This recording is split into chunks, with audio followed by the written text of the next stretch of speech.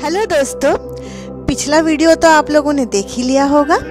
चलिए आगे की कहानी सुनाती हूँ। तो कहानी में आगे है, महेंद्र ने तो आशा लता से शादी करके घर ले आया। अब राजलक्ष्मी को बहुत ही क्रोध आया, पर क्या कर सकते हैं, बेटे की प्यार में मजबूर।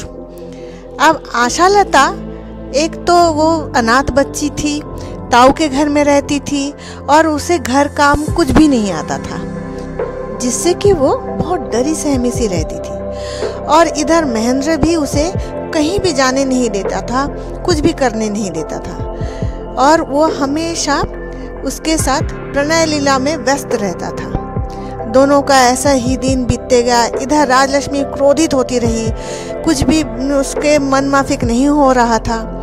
एक दिन राजलक्ष्मी बहुत गुस्से में थी और बिहारी के साथ वो अपने मायके में बारासात चली गई। बारासात एक्चुअली वेस्ट बंगाल का ही एक जगह है। अब बारासात का घर एकदम बुरी हालत में था, पूरी तरह से खंडहर सा बन गया था और चारों तरफ जंगल, दलदल, कीचड़ और विषैले कीड़े मकोड़े घर कर गए थे। ये सारी चीजें देख के बिहारी भी डिसाइड कर लिया कि वहाँ कुछ दिन रुक जाएगा।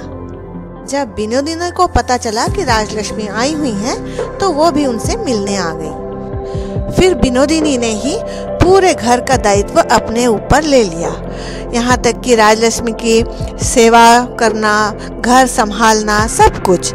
ये देख के बिहारी को भी थोड़ा तसल्ली हो गया।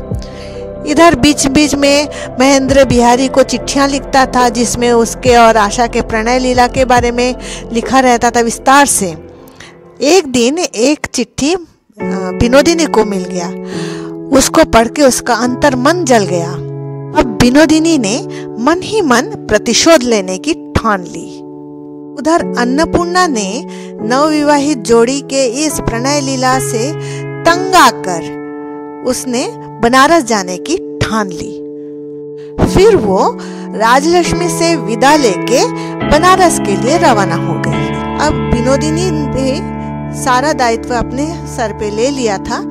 ये देखकर बिहारी भी निश्चिंत होकर कोलकाता के लिए रवाना हुआ। अब बिहारी महेंद्र के घर आके देख रहा है कि महेंद्र का घर एकदम बिखर सा गया है, बद से बदतर हो गया है।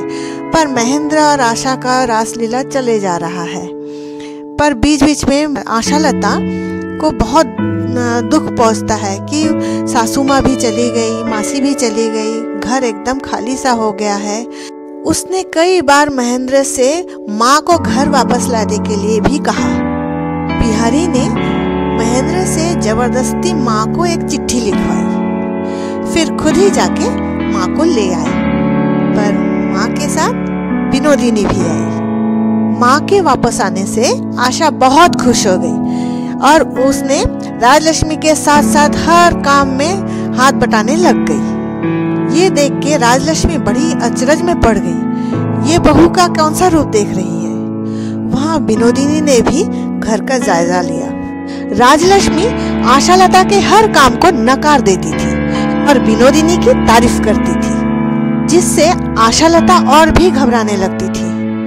धीरे धीरे विनोदिनी भी आशा लता से दोस्ती करने लगती है। दोनों पक्की सहेलियां बन जाती है। फिर दोनों अपनी दोस्ती का एक नाम रखते हैं, चोखेर वाली। आशा लता चाहती है महेंद्र और विनोदिनी की दोस्ती हो जाए। फिर एक दिन वो दोनों को मिलवा देती है। धीरे धीरे महेंद्र विनोदिनी के प्रति आकर्षित होने लगता है। अब महेंद्र को आशा लता में खामियां दिखने लगती है और जिससे कि वह बहुत ही नाराज होने लगता है, क्रोधित होने लगता है और बात बात पर आशा को झिड़कने लगता है। इसका फायदा उठाकर विनोदिनी महेंद्र का सारा काम करने लगती है, जिससे कि आशा लता खुश हो जाती है और निश्चिंत हो जाती है कि महेंद्र उसे और नहीं झिड़केगा।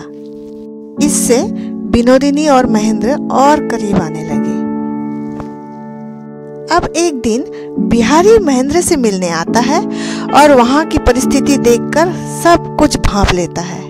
वो आशा को समझाने की कोशिश करता है, पर आशा समझती ही नहीं है। फिर बिहारी ने निर्णय लिया कि वो अभी बीच बीच में यहाँ आता ही रहेगा। तो आज की कहानी यहीं तक। क्यों, इंटरेस्टिंग है ना? तो आगे की कहानी जानने के लिए अगले वीडियो का इंतज़ार करें। तब तक के लिए thank you for watching. Stay connected.